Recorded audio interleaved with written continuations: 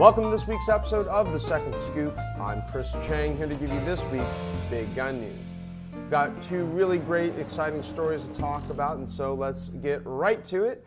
The first one is that justice in Jersey has been served yet again. The story of Stephon Josie Davis is one that we covered here a few months ago on The Second Scoop. He got himself in trouble when he accidentally put his lawfully owned pistol in the glove compartment of his car in New Jersey. He was pulled over during a routine traffic stop and voluntarily offered the information that he had a lawfully owned pistol in the glove compartment.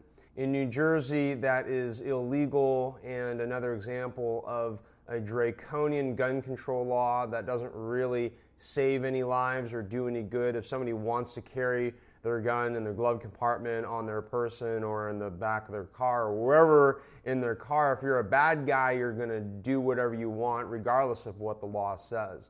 After Josie Davis's issue went through the court system, Governor Chris Christie ultimately pardoned Josie Davis. Congratulations, Josie Davis. I hope that your aspirations to become a police officer come true, and good luck with that.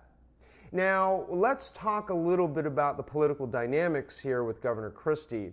Obviously, we have a presidential election coming up next year, and this is not the first pardon that he's offered in the context of gun rights. This is the second gun-related pardon that Christie has issued in the past year or so, and I'm wondering if he is trying to curry favor with the pro-gun camp. It is my hope that he is doing what is right. In this case, he's definitely done that. But Governor Christie's record on the Second Amendment is a little hit and miss. We'll have to see how people receive him if he ends up officially running for president. In our second story, an Atlanta man showed up at Atlanta International Airport with an AR-15 and a 100-round magazine drum. He was escorting his daughter to her flight, and this picture and this incident caused quite a commotion at the airport. In Georgia, this man was fully within his legal right to go into the airport with an AR-15 open carrying. Now, while this man was fully within his rights to carry an AR-15 in the unsecured portion of an airport, I'm a little conflicted because he clearly caused a lot of panic and concern. The police were called and they questioned him, but they did not detain him, and so that was a good thing here. But the bigger question is, did this man's action help further or hurt the pro-gun rights movement? Now, part of what he was saying is that if other people are afraid, well, that's their problem, and yes, to a certain extent, that's true, but when you instill fear into people, that's when a lot of irrational things start happening.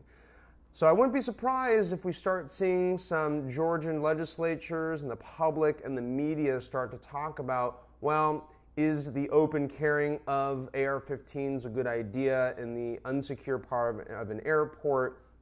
If you have a concealed carry license and you have a pistol, that, to me, in my mind, that's as good as having an AR-15 in terms of being able to protect yourself and protect your loved ones. And, there are some downsides of open carrying where if there's a bad guy, well, the bad guy can see who's carrying guns, so he or she knows who to target. Concealed carry, in that case, bad guys don't know who's carrying and who's not, and so that environment is more conducive for the good guys.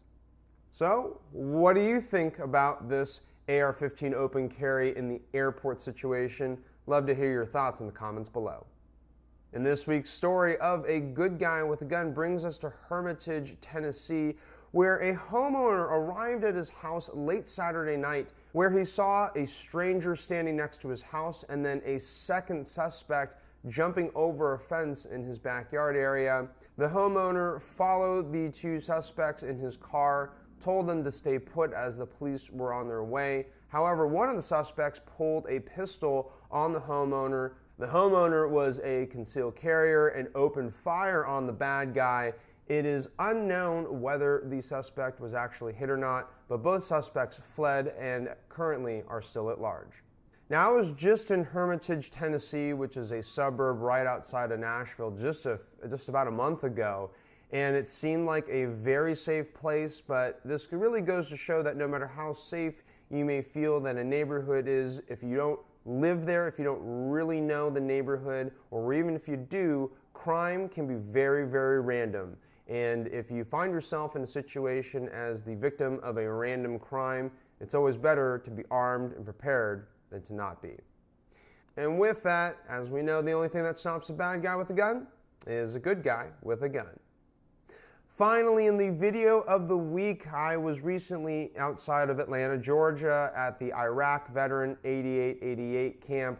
Now, IraqVeteran8888, he is a big YouTube personality and a gun star. He and I had a great time, and in this video, we take a Barrett M107 chambered in 50 BMG, and we shoot some different types of projectiles at a cinder block wall. Check out the full video to check out the full damage. Well, that does it for this week's episode of The Second Scoop. Don't forget to subscribe to The Second Scoop so every Tuesday you get notified of the big gun news of the week.